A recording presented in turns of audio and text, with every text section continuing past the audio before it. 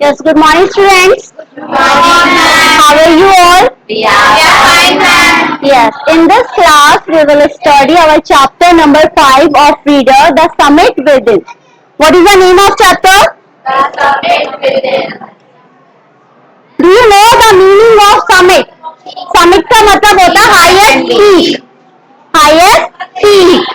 और इसका मतलब होता है within का मतलब होता है ourself, अपने आप से.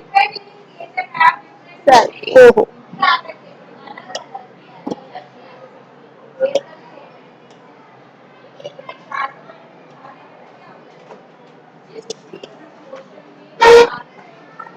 और विदिन का मतलब होता है हाईएस्ट पीक. इस चैप्टर के अंदर जो आपके राइटर है, ऑथर है, कौन है? एचपीएस अहलूवालिया. तो इन्होंने यहाँ पर अपने एक्सपीरियंस शेयर किए हैं कि जब वो एवरेस्ट पर हाईएस्ट पीक पर जाएंगे तो उन्हें कैसी कैसी ऑब्स्टेकल्स आई, कैसा उन्होंने फील किया, वो सारे एक्सपीरियंस आपके साथ इसमें शेयर करेंगे. हमें यहाँ पर इस चैप्टर में इसका समिट विदिन का मतलब यही नहीं होता. इसके अंदर हम जानेंगे कि highest peak with our self का मतलब होता है हमारे मन के अंदर भी एक हाईएस्ट पीक होती है, एक डिजायर होती है किसी चीज को पाने की, और उसको पा लेना ही क्या होता है? Summit within. तो इसके अंदर जो हमारे ऑथर कौन है? एचपीएस अहलूवालिया. ये एक बहुत ही ग्रेट राइटर और ऑथर है. इन्होंने बहुत सारे नॉवेल्स लिखे हैं. ये हमारे इंडियन माउंटेनियर हैं जो माउंट एवरेस्ट पर गए. 6 इंडियन माउंटेनियर हैं जो ये हमारे माउंटेन पर गए. ये आपको शेयर करेंगे कि माउंटेन पर क्यों जाना चाहिए, वहां पर जाकर आपको कैसा फील होता है. तो हम लेट्स स्टार्ट दिस चैप्टर. तो पहले हम इसके बारे में पढ़ेंगे कि मेजर एचपीएस अहलूवालिया, इसका पूरा नाम है Haripal Singh.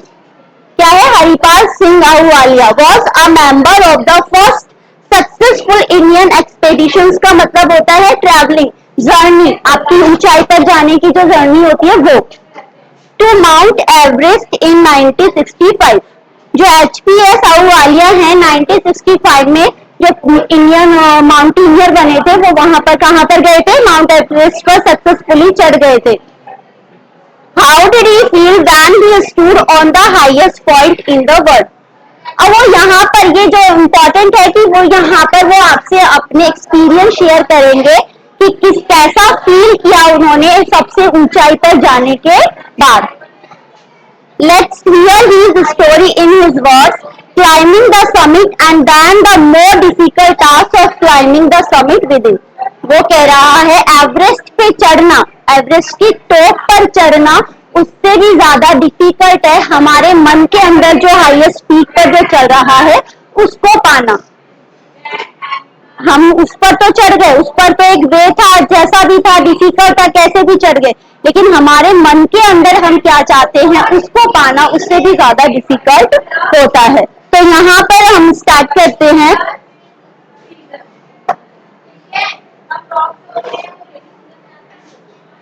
Of all the emotions which surged through me as I stood on the summit of Everest looking over miles of panorama below us, the dominant one I think was humility.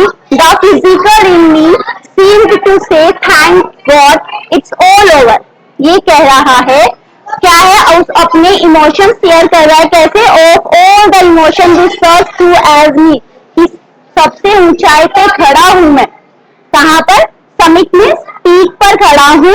और मुझे कैसा लग रहा है? कैसे? वो अपनी इमोशंस आपको बता रहा है कि looking over miles of panorama below us the dominant one I think was humility. मतलब इतनी टॉप पर जाने के बाद भी उन्होंने जो सबसे पहली अपनी फीलिंग आप लोगों से शेयर करी वो थी ह्यूमिलिटी. ह्यूमिलिटी का मतलब होता है हम्बलनेस, विनम्रता, पोलाइटनेस. ठीक है? The physical in me seem to say thank God it's all over. वो गॉड को थैंक यू बोलते हैं. यस आई हैव डन, मैंने अचीव कर लिया, मुझे जहां पर जाना था मैं वहां पर पहुंच गया हूँ. However, instead of being jubilant, there was a tinge of sadness. क्या कह रहे हैं? जुबिलियंट क्या होता है? हैप्पी, बहुत ज्यादा खुश. और tinge of sadness, tinge का मतलब होता है शेड. शेड. तो वो कहता है कि उसको बहुत ज्यादा खुशी के बावजूद भी उसके अंदर एक जो दुख का शेड था, दुख का आभास हो रहा था। क्या था वो कि was it because I had already done the ultimate in climbing and there would be nothing higher to climb and all roads hereafter would let down। क्या कह रहा है कि मेरे पास अब मैं इतनी ऊंचाई पर हूँ, इससे ऊपर नहीं जा सकता हूँ, मैं ऑलरेडी सबसे पीक पर हूँ, अब इससे ऊपर जाने का रास्ता नहीं है। लेकिन उसके बाद भी वो हैप्पी नहीं है, खुश नहीं है। अब अगर मैं यहाँ से जाऊंगा तो सीधे नीचे ही जाऊंगा, नीचे उतरने का रास्ता है, उससे ऊपर जाने का रास्ता नहीं है। उसके बाद भी वो हैप्पी फील नहीं कर रहे हैं। ऐसा क्यों हो रहा है उनके साथ? क्योंकि आप सोचते हो कि एवरेस्ट पे जाना it's not a easy task. जो भी लोग वहां पर जाते हैं उन्हें बहुत सारे हर्डल्स आते हैं, डिफिकल्टीज उनके रास्ते में होती हैं। क्या बहुत इजी होता है क्या ऐसे रास्तों पर जाना? नो, हर कोई नहीं जा सकता, लेकिन वो उस चीज को अचीव करने के बाद भी क्या है, हैप्पी नहीं हो पा रहे हैं। क्यों नहीं हो पा रहे हैं?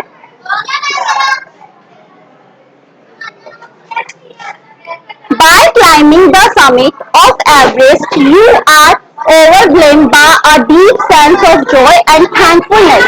वो कह रहा है पीक पर चढ़ने के बाद भी एवरेस्ट यू आर मतलब अपने अंदर एक खुशी, बहुत गहरी खुशी हो रही है, deep of sense of Joy, और मतलब गोल को धन्यवाद भी दे रहे हैं, थैंक्स भी कर रहे हैं कि चलो मैंने तो अपना गोल अचीव कर लिया है। It's a joy which let's a life time. और ये जो जॉय है, ये खुशी है, उनकी हमेशा रहेगी, जिंदगी भर रहेगी कि मैंने इतनी बड़ी अचीवमेंट हासिल की है। The experience changing you completely. ये जो वहां पर जाने के बाद जो उनको एक्सपीरियंस मिला, जो अनुभव जो उनको मिले, उसके बाद उनकी लाइफ कंप्लीटली चेंज हो जाती है। The man who has been to the mountains is never the same again. जो भी पर्सन माउंटेन्स पर जाते हैं, जो क्लाइंबिंग करते हैं, वो वहां से आने के बाद वैसा नहीं रहता है जैसा कि वो पहले था। क्लाइंबिंग करने से बिफोर जो पर्सन जैसा सोचता था, जैसी उसकी इमोशंस और फीलिंग्स थे, आफ्टर द क्लाइंबिंग वो वैसा नहीं रहता है। ऐसा क्यों होता है? ये सारे हमारे ऑथर ने, अहलुवालिया ने हमसे शेयर किए हैं। As I look back at life after climbing Everest, I cannot help remarking about the other summit। मतलब वहां पर जाने के बाद, वहां से वापस जाकर आने के बाद मैं आप लोगों के साथ एक और जो समिट है, जो ऊंचाई है, उसके बारे में शेयर करूंगा आपसे कि the summit of the mind no less formidable and no easier to climb. Formidable मतलब क्या होता है? नो लेस फॉर्मिडेबल मतलब इतनी भी आसान नहीं है। क्या कह रहा है? वहां पर चढ़ने वाली जो हमारी समिट है, उसके अलावा जो हमारी माइंड के जो समिट है, जो हमारे अंदर जो समिट है, उस पर अगर सक्सेस पाना ज्यादा डिफिकल्ट होता है।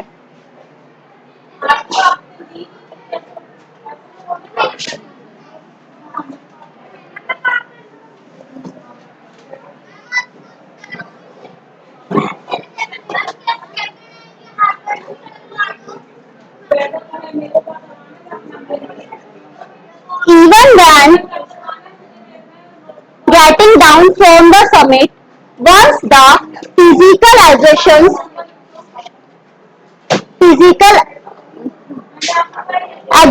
होता है टायर्डनेस। क्या होती है? टायर्डनेस, थकावट, फैटिगनेस, हैड गोल। जैसे ही वो नीचे उतरते हैं माउंट एवरेस्ट से, उनकी जो थकावट है वो ऑटोमेटिकली चली जाती है। And I begin asking my self, और मैं अपने आप से क्या पूछता हूँ, the question Y I had climbed Everest.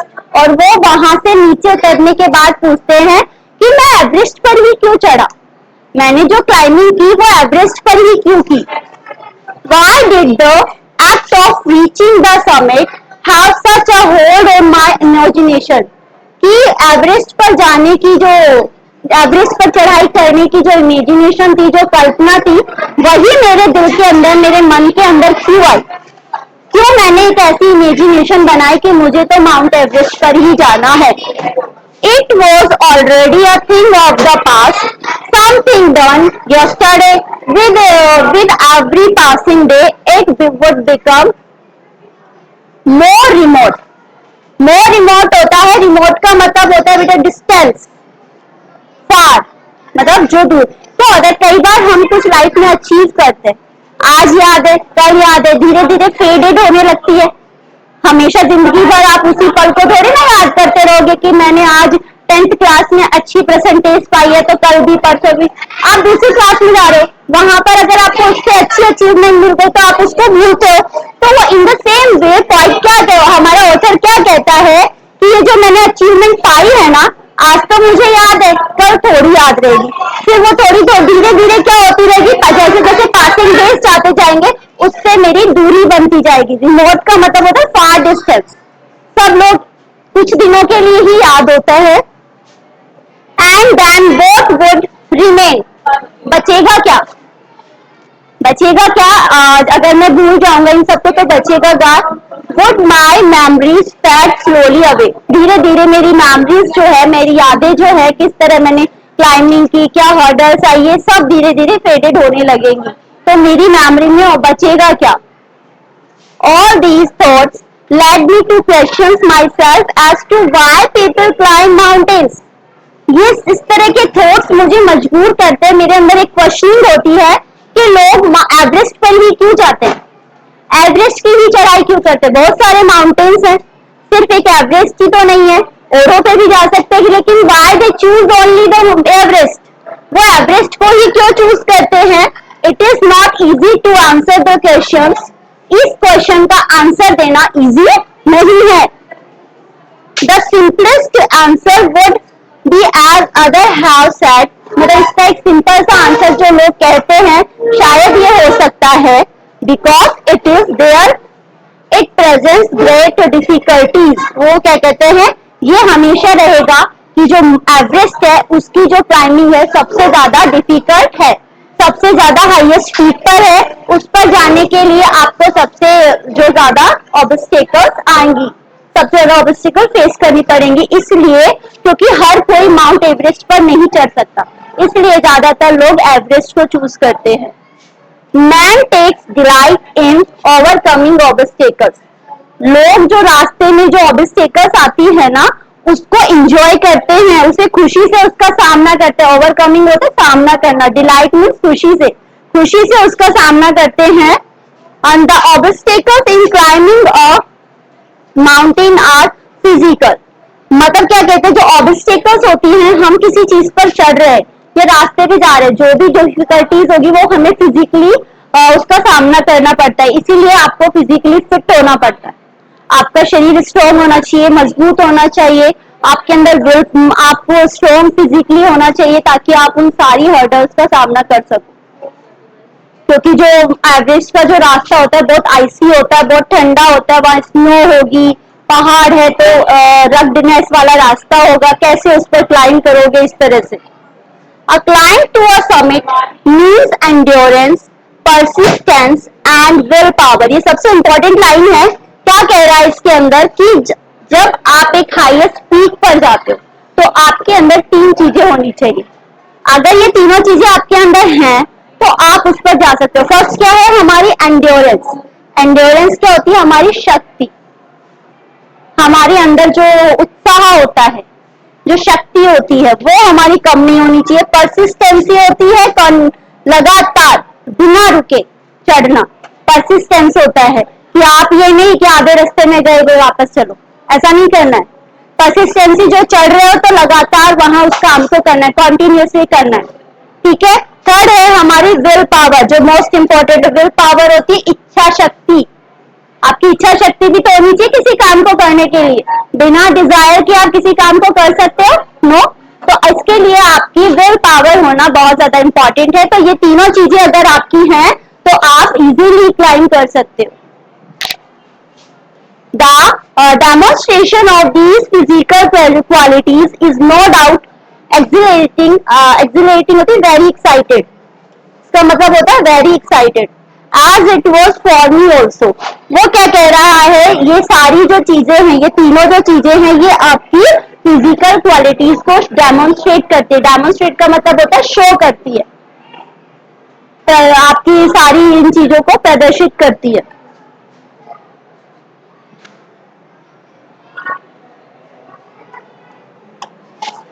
I have a more personal answer to the questions. अब वो कह रहा है, ये जो क्वेश्चन उसने किया था ना कि लोग एवरेज पर ही क्यों क्लाइंबिंग कर रहे हैं, इसके लिए उसका एक पर्सनल आंसर है। किसका? HPS आहूवालिया का। ठीक है, क्या पर्सनल आंसर है? From the my childhood, childhood सभी जानते हैं, बचपन से ही। I have been attracted by mountains, वो हमेशा किससे अट्रैक्ट हो जाते थे? माउंटेन से, पहाड़ों से। उन्हें पहाड़ बहुत अच्छे लगते थे, हमेशा उससे अट्रैक्ट होते थे। And I had been miserable, lost when away from mountains in the plains. Plains होता है मैदान, समतल भूमि जिसको बोलते हैं, जहां पहाड़ नहीं होते। तो जब कभी भी अगर उन्हें पहाड़ों की दुनिया से ले जाकर मैदान में चले जाते थे जहां से उन्हें पहाड़ दिखते नहीं थे, वहां जाकर वो बहुत मिजरेबल हो जाते थे, बहुत दुखी, सैड हो जाते थे और ऐसा लगता था मैं कहीं खो गया हूँ, यहाँ पर वो चीज नहीं है जो मुझे चाहिए और मैं कहीं खो गया हूँ। वो बहुत सैड हो जाते थे। Mountains are nature's at its best, उनको लगता था माउंटेन जो है नेचर की सबसे बेस्ट चीज है, बेस्ट थिंग है, उससे सुंदर कोई नहीं है। हमारे जो नेचर के अंदर जो सबसे अच्छी चीज है वो क्या है? माउंटेन्स। क्यों है उनकी ओपिनियन ऐसे? वो कहते हैं their beauty and majesty. Majesty क्या होता है? एक रॉयल लुक। ठीक है, pose a great challenge and like many I believe that mountains are a means of communing with God. वो कहते हैं जो पहाड़ों की जो मैजेस्टी है, उसका रॉयल लुक है, वो इतना स्ट्रॉन्ग है कि उसे कोई हिला नहीं सकता। दूर से ही ऐसा लगता है कि कितने बड़े, कितने स्ट्रॉन्ग हैं और इनको कोई नहीं हिला सकता। और उन्हें लगता है उसकी पीठ पर जाकर हमारा सीधा किससे रिश्ता बन जाता है? गॉड से। किससे रिश्ता बन जाता है हमारे? किसके साथ रिलेशनशिप बन जाती है? Commune with God. कम्यून का मतलब होता है रिलेशनशिप बनना, जहां पर लिखा हुआ भी है स्टेट और फीलिंग ऑफ क्लोज रिलेशनशिप, कि हमारी गॉड से एक क्लोज रिलेशनशिप बन जाती है जब हम माउंटेन्स पर जाते हैं। Once having granted this, the questions remains. अब वो कहते हैं ये सारे आंसर मिलने के बाद भी एक क्वेश्चन फिर रह जाता है कि लोग एवरेज पर ही क्यों जाते हैं। ये आंसर मिले उसके बाद भी ये क्वेश्चन में लिखा रहा, फिर बोला वाई एवरेज, लोगों ने एवरेज ही क्यों चुना। इतने आंसर निकल के आने के बाद भी एक क्वेश्चन रह जाता है कि लोगों ने एवरेस्ट को ही क्यों चुना। Because it is the highest, क्योंकि ये सबसे ऊंचा है, एंड द माइटेस्ट, माइटेस्ट को शक्तिशाली, and has डिफाइड many previous attempts, और यहाँ पर जाने से पहले बहुत सारे लोगों ने भी यहाँ पर जाने का अटेम्प्ट किया है। इसीलिए it takes the last ounce of one's energy, यहाँ पर जो लोग जाते हैं उनकी बूंद तक, मतलब लास्ट जो उनकी एनर्जी पावर होती है ना, वो तक लग जाती है। मतलब उनकी जो कंप्लीट पावर होती है, कंप्लीट एनर्जी होती है, वो उस पर क्लाइम करते वक्त सारी निकल जाती है। ऑन्स होता है completely. It's a brutal struggle, brutal struggle होता है क्रूशियल, मतलब बहुत ज्यादा डिफिकल्ट, बहुत हरासमेंट वाला, जो बहुत बिल्कुल भी आसान नहीं है, वो वाला स्ट्रगल है विद रॉक एंड आइस। जब भी पहाड़ पर जाते हैं, पहाड़ों का रास्ता आपको पता है कितना खराब होता है, अनइवन होता है, उबड़ खाबड़ होता है, और बर्फ होती है, और उसके ऊपर चढ़ना कितना डिफिकल्ट होता है।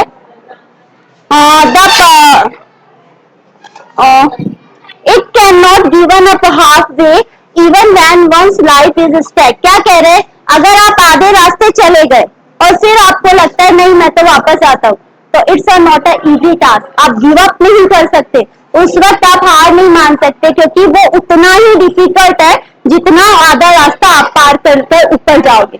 तो या तो आप ऊपर चले जाओ, उतना डिफिकल्ट है, या वापस से नीचे उतरोगे तो भी वो भी डिफिकल्ट है। इट्स गुड कि आप फिर पूरी क्लाइंबिंग अपनी कंप्लीट करें, और इसके लिए आपको अपनी लाइफ को दांव पर लगाना होता है।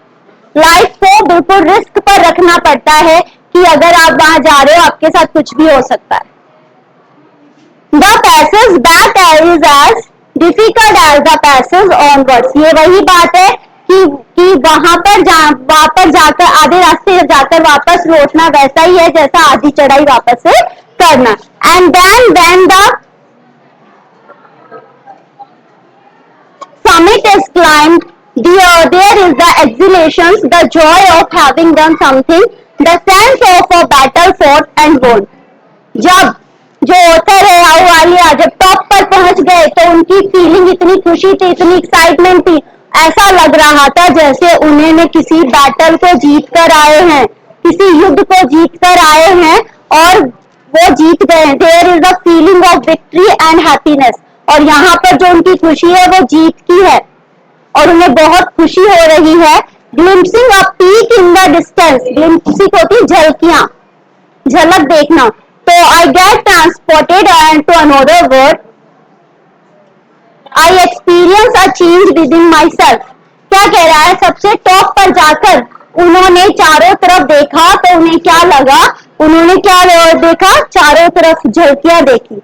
इतनी ऊंचाई पर चले गए हैं तो पूरा यूनिवर्स उन्हें कैसा लगेगा, पूरा वर्ल्ड कैसा लगेगा, वो उन्होंने वहां से देखा।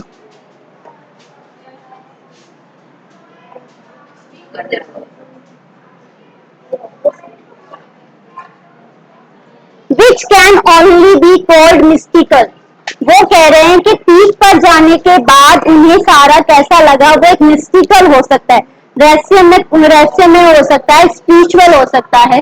Bye its beauty, aloofness, might, ruggedness. वो कह रहे हैं जो ब्यूटी है चारों तरफ वो कैसी है, अलोफनेस।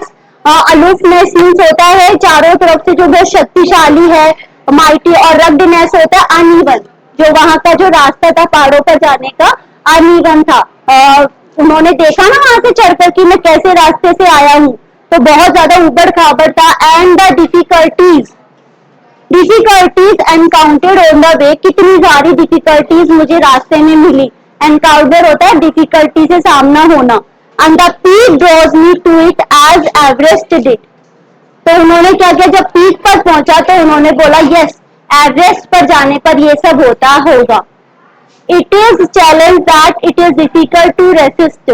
वो ये यहाँ पर ये जो आएंगे तो ये डिफिकल्टीज तो हमेशा रहेंगी। And looking back I find that I have not yet fully explain why I climb Everest and it is like answering a question why you breath. कह रहे हैं फिर से उनको यही है, वापस से वो अपने क्वेश्चंस पे आते हैं, वापस से पीछे मुड़कर देखते हैं तो वो बोलते हैं अभी तक इस क्वेश्चन को फुल्ली एक्सप्लेन नहीं कर पाया हूँ कि एवरेस्ट पर क्यों जाते हैं, हमने एवरेस्ट की क्लाइंबिंग ही क्यों की। इस क्वेश्चन का आंसर मिलना वैसा ही है जैसे कि अगर आप किसी से क्वेश्चन करते हो व्हाई यू ब्रीथ, आप सांस क्यों लेते हो, तो लोग क्या कहेंगे, जिंदा रहने के लिए, फॉर अलाइविंग। किसी का क्या ओपिनियन होगा, किसी का क्या ओपिनियन है, किसी का सेम आंसर नहीं होगा, किसी के क्या गोल्स होते हैं, तो सबके आंसर्स अलग अलग निकल के आएंगे। कोई आपसे क्वेश्चन पूछता है why do you help your neighbours, आप अपने नेबर्स की हेल्प क्यों करते हो, क्योंकि आपको अच्छा लगता है या आपके उनसे कनेक्शंस अच्छे हैं।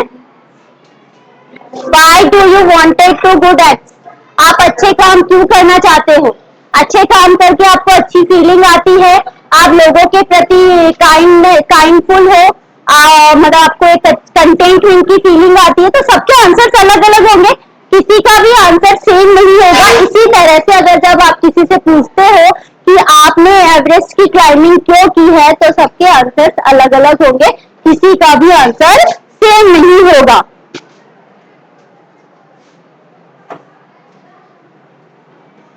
And then there is the fact that Everest is not just a physical climb. The man who has been to the mountain top becomes conscious in a spiritual manner of his own smalls in his large universe. कह रहे हैं कि mount Everest की चढ़ाई चढ़ना तो easy task नहीं है, ये फिजिकली क्लाइंब नहीं है, मतलब बहुत ज्यादा छोटा मोटा नहीं है, बहुत डिफिकल्ट होता है वहां पर जाना। और जो लोग भी माउंट एवरेस्ट के टॉप पर जाते हैं उन्हें एक स्पेशल फीलिंग आती है। क्या आती है कि वहां पर जाकर उन्हें लगता है कि अभी तो हमने दुनिया की सबसे छोटी चीज ही हासिल की है, क्योंकि टॉप पर गए एवरेस्ट के टॉप पर जाके उन्होंने पूरे यूनिवर्स को देखा और यूनिवर्स उनके सामने इतना बड़ा था, इतना एनलार्ज था, उसके सामने वो अपने आप को बहुत छोटा फील कर रहे थे। उन्हें लग रहा था कि अभी तो मैंने एक छोटी सी जीत हासिल की है, मैं एक बहुत छोटा हूँ इस पूरी यूनिवर्स के सामने, ये यूनिवर्स तो ब्रह्मांड तो बहुत बड़ा है। तो ये सारी फीलिंग हर एक माउंटेन्स के बीच अंदर आती हैं। तो जो माउंटेनियर्स होते हैं वो जो ये सोच कर जाते हैं कि हमें एवरेस्ट पर जाना है, तो एवरेस्ट पे जाने के बाद वो वैसा फील नहीं करते हैं जैसा कि वो पहले फील कर रहे होते। जो खुशी उनके अंदर पहले होती है, जो डिलाइटनेस होती है, वो बाद में नहीं होती है। ऐसा अहूवालिया के साथ हुआ। अहूवालिया आपको आगे के लाइन्स में ये शेयर करेंगे कि हमारी अंदर की जो समिट होती है उसको हम किस तरह से शांत कर सकते हैं, उसको किस तरह से अचीव कर सकते हैं। तो हम नेक्स्ट वाला जो हमारा जो बचा हुआ जो पार्ट है वो हम हमारी कल की वीडियो में करेंगे। Okay, thank you.